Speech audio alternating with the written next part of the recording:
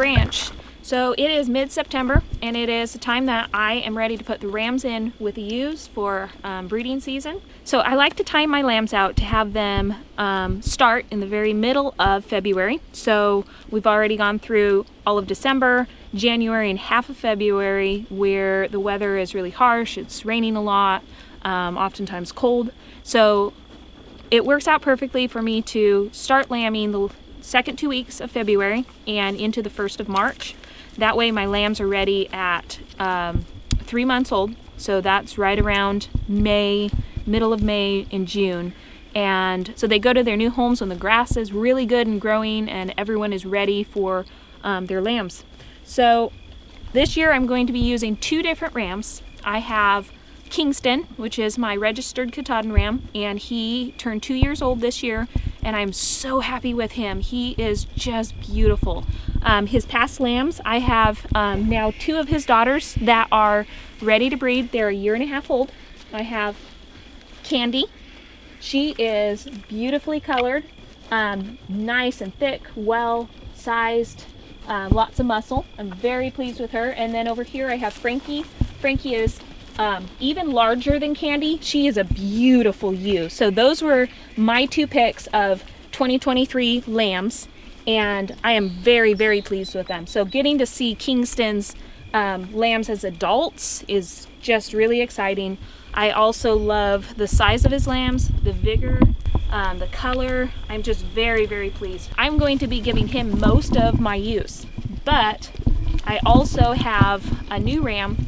So my plans got changed up a little bit. I had kept the beautiful black and white paint ram lamb that was going to be my second ram. Unfortunately, I lost him at about 4 or 5 months of age to buttercup poisoning. So I lost 2 lambs this year to buttercup poisoning. It was just a really good year for buttercups, and in small amounts they're not toxic. In the rest of my sheep were fine. They all ate, you know, they're mixed in with grass. They all ate it, but it was just a bumper crop, so to speak, of buttercups. And so this is the first time that I have lost to buttercup poisoning, but I lost 2 ram lambs. Both of them were totally healthy, fine, growing. I had seen them the night before. I got up in the morning and they were dead. And so it was the toxic levels of buttercups. So I have had to revise, which is part of farming. And I had to start looking for a ram to replace him because I need the different genetics for 2 reasons. The first reason is that Kingston's daughters need an unrelated ram. So then the second reason is I want to have starter flocks available. I sell a lot of starter flocks, so that's ewe lambs and a ram lamb that's unrelated. So those are the 2 reasons I need 2 rams. And so part of that is I'm going to be separating my sheep into separate flocks with a ram each. And I also am going to be taking out my keeper ewe lambs of 2024. So those are, over here we have Maya. She is Gracie's ewe lamb. Gracie had twin ewe lambs and I kept one of them, and she is a very nice looking little ewe. She's good sized and she has very nice conformation. The second is Libby. So Libby is Nikki's daughter, and she was a single. She is so beautiful. She's huge. She's grown. She's almost the size of some of my other ewes that are full grown. So she's was my second keeper. And then last but not least is the favorite of the year, which is my Pop-Tart. Pop-Tart has grown a lot. She's absolutely beautiful, and she's kept her really sweet personality. So I'm really excited to have all 3 of these ewe lambs. They're all exactly what I was hoping for. So I'm very picky on which lambs I keep, and I'm very pleased with all 3 of these. So I will be taking Maya, Pop-Tart, and Libby out, and I will not be breeding them this year. I have seen just the difference of letting them go the extra time without having babies. They grow so nicely, and it's definitely worth it. So I have one more ewe, which you guys may remember from the last video.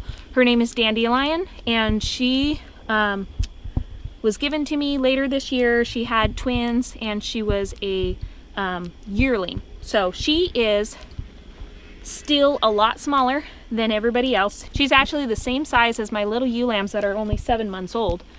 So she had babies a lot younger than I would like, and you can just see that she is very small. She's not super thin. She's done a good job, but I am going to experiment with her. So instead of letting her breed again this year, I'm going to give her a year off to see if she's permanently stunted or if she will actually grow if she's given the time. So she's going to be separated from the ram as well. So I have been making the decision on which ewes go to which rams, and because the new ram that I got, he is young, I want to see how he fills out, how he grows. I'm just going to give him 5 ewes this year, and I'm going to give 10 to Kingston. So choosing out which of those 5 are, obviously Candy and Frankie are easy picks because they're Kingston's daughters, so they will go with the new ram.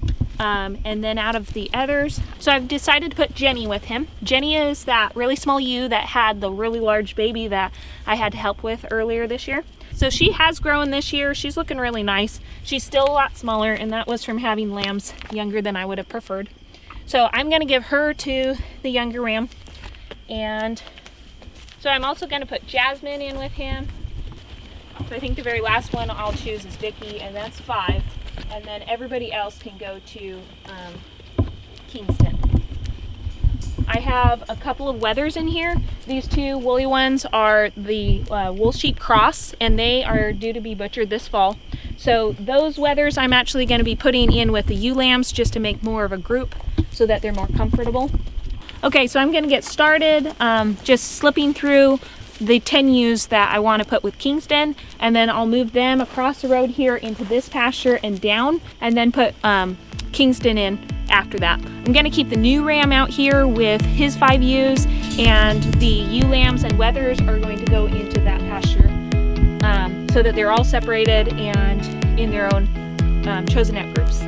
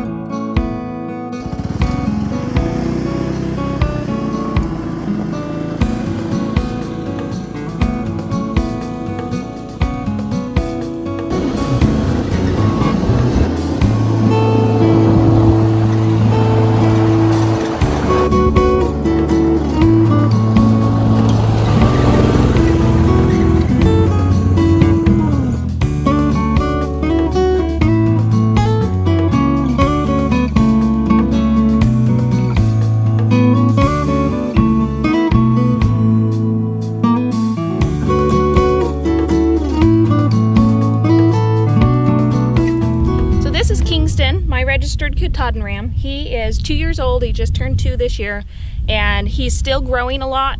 This next year he's going to fill out and get a lot wider. So here's what I've been doing for the last few years. when I separate the sheep and I put the rams in, I not only write down the day that I put them in, but I also chalk my rams. So what I'm doing is I'm putting a paint chalk inside of his legs and on his chest, which leaves a mark on the ewes when he covers them. And so I'm able to write down exactly which day each of the ewes are bred, so that I have a due date when lambing season comes around. So it's really convenient to be able to know exactly when each sheep is going to lamb. There's only a few days, like they can lamb anywhere between 144 days and 150 days. But the most common date is 147 days gestation. So right around there is when I will expect my lambs. I can also tell just by the signs of the ewes who's gonna lamb when. And so if it's bad weather at that time, I can choose to put the ewe in the barn for lambing and keep track of everything. So it's just so much more convenient to know exactly when I'm gonna expect lambs. So I like to wear gloves for this, since the paint obviously does stay on your skin. I do have to do this pretty often. So there is what is called a marking harness that is made for rams or bucks that you can just put on. It has a good size chalk chunk, and that's more convenient because if you have a ram that isn't tame and you're not able to catch easily, because it will last the whole season or close to it. So I put it on the inside of his legs, rubbing it into the fur on his knees especially, and then on his chest also. So that's where it leaves the very best mark, is his chest.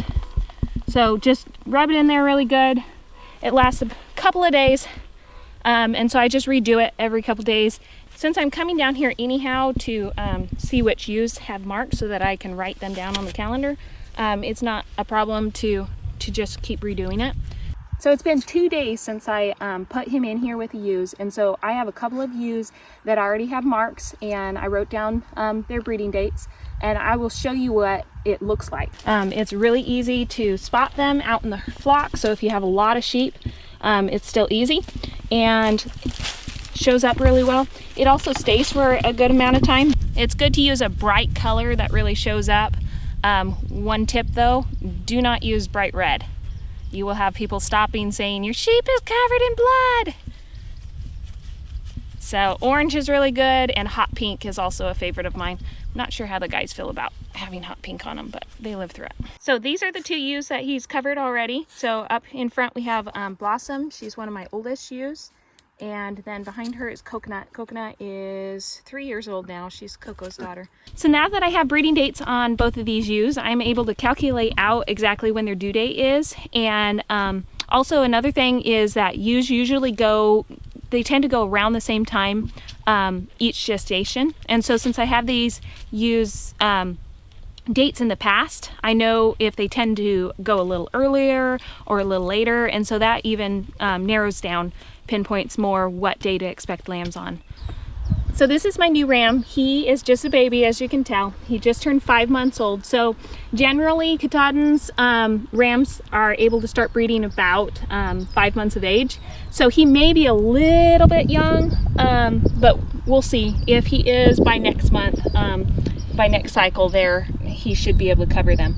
So he is out of a very beautiful ram, and his mom was also beautiful, so he's got really nice genetics. But again, I want to kind of see what he grows like, how he fills out, what he looks like. So that's why I'm only going to give him just a few ewes this year to see what he looks like, what the babies look like. But so he has actually already covered Candy, and so I'm going to write that down, and I'm going to kind of watch her closely. So sheep cycle every 21 days.